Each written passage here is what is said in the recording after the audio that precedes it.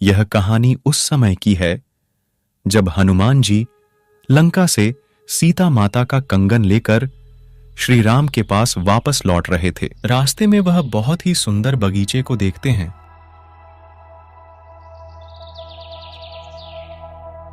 अरे वाह, ये तो बहुत ही सुंदर बगीचा है। बड़ी बड़ी नदियां भी है।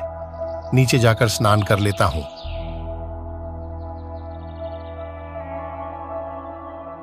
हनुमान जी वहां के नजारे को देखकर मन ही मन खुश हो रहे थे। तभी हनुमान जी पास ही में बह रही एक नदी में स्नान करने का निर्णय लेते हैं।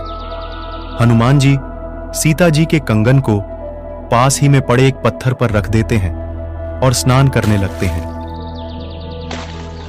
हनुमान जी उस कंगन से एक क्षण के लिए भी अपनी नजर नहीं हटाते हैं, क्योंकि यदि कंगन कहीं गुम गया तो वे श्री राम को क्या जवाब देंगे, क्योंकि वह कंगन से हनुमान जी की बातों का विश्वास करते कि सीता जी उन्हें मिल गई है। हनुमान जी के देखते ही देखते वहां पर एक बंदर आता है और उस कंगन को लेकर वहां से भागने लगता है। हनुमान जी भी उस बंदर का पीछा करने लगते हैं कि कहीं ये बंदर इस कंगन को नदी में ना फेंक दे। ऐसा हुआ तो मैं ये कंगन कहां से लाऊंगा। बंदर उस कड़े को एक घड़े में डालकर भाग जाता है। अरे शुक्र है इसने कड़े को इस घड़े में ही डाल दिया। कहीं और फेंक देता तो मैं क्या करता। चलो इसे निकाल लेता हूं। हनुमान जी घड़े में देखते हैं कि इस कड़े के जैसे अनेकों कड़े इसी घड़े में पड़े हुए हैं। हनुमान जी पहचान नहीं पाते हैं कि उनका वाला कौन सा है। महात्मा जी, मेरा कंगन आपके इस घड़े में गिर गया है। कृपया बताइए मेरा कंगन इसमें कौन सा है, क्योंकि इसमें एक जैसे कई कंगन हैं। भाई, आपका कंगन और आपको ही नहीं पता तो मैं कैसे बता सकता हूं कि आपका वाला कौन सा है। महात्मा जी, मैं हनुमान हूं। लंका में सीता माता का पता लगाकर आ रहा हूं। कृपया दया करे बताइए मेरा वाला कंगन कौन सा है।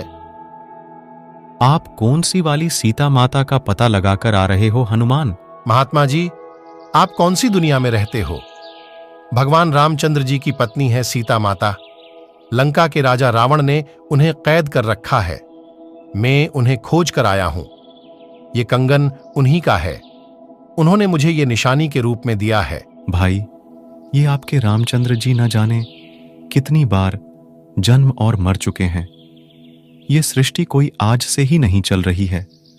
न जाने कितनी बार आप जैसे हनुमान यहां आ चुके हैं और कितनी ही बार ये घटना घट चुकी है।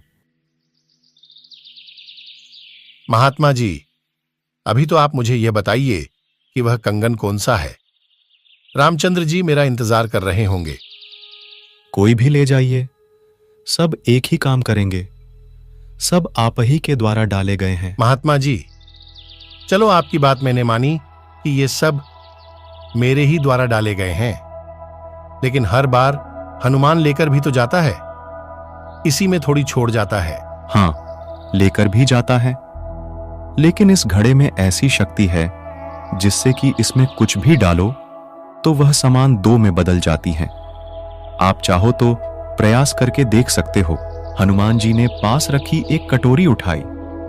हनुमान जी को बहुत आश्चर्य हुआ और महात्मा जी की बात कुछ सच लगने लगी, लेकिन सोचा कि अभी तो चलता हूं, बाद में कभी बात करेंगे। हे महात्मा, आप कौन हैं? आपका नाम क्या है? मेरा नाम मुनींद्र ऋषि है।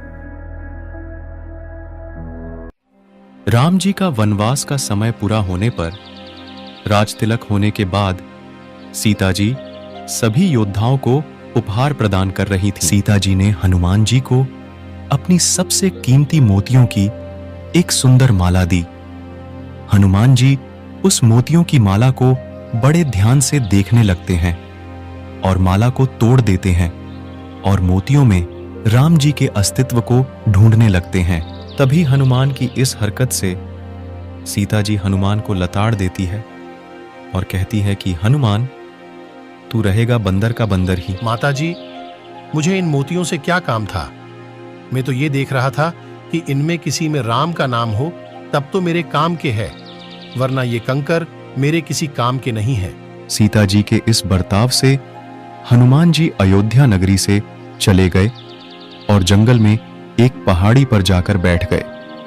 हनुमान जी को बहुत दुख हुआ कि मैंने क्या नहीं किया इनके लिए, और आज इन्होंने मुझे एक छोटी सी बात पर इतना लताड़ दिया। कुछ देर बाद वहां एक साधु आए और कहा, राम राम भाई हनुमान। राम राम जी महात्मा जी, आओ बैठ जाओ महात्मा जी। अयोध्या में भगवान रामचंद्र जी आए हुए हैं। 3 लोक के स्वामी रामचंद्र जी का आज राज्याभिषेक है।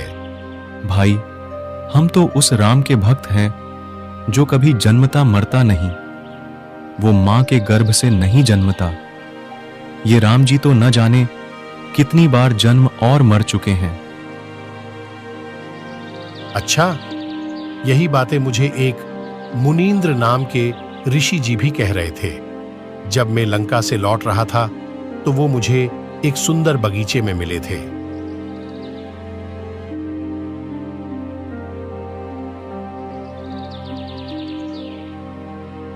हनुमान, वो मैं ही था। मैं तुम्हें सतभक्ति प्रदान करने के लिए आया हूं। क्षमा कीजिए भगवान, हम तो तुच्छ बुद्धि के जीव हैं। कृपया करके मुझे आपका संपूर्ण ज्ञान समझाइए और सतभक्ति प्रदान कीजिए। हनुमान, यदि आप जैसे योद्धा न होते तो राम जी का युद्ध जीत पाना संभव नहीं था। हनुमान जी को ऋषि मुनींद्र अर्थात कबीर परमात्मा जी की सारी बातें समझ आ गईं और उनसे नाम दीक्षा लेकर आदि राम की सतभक्ति की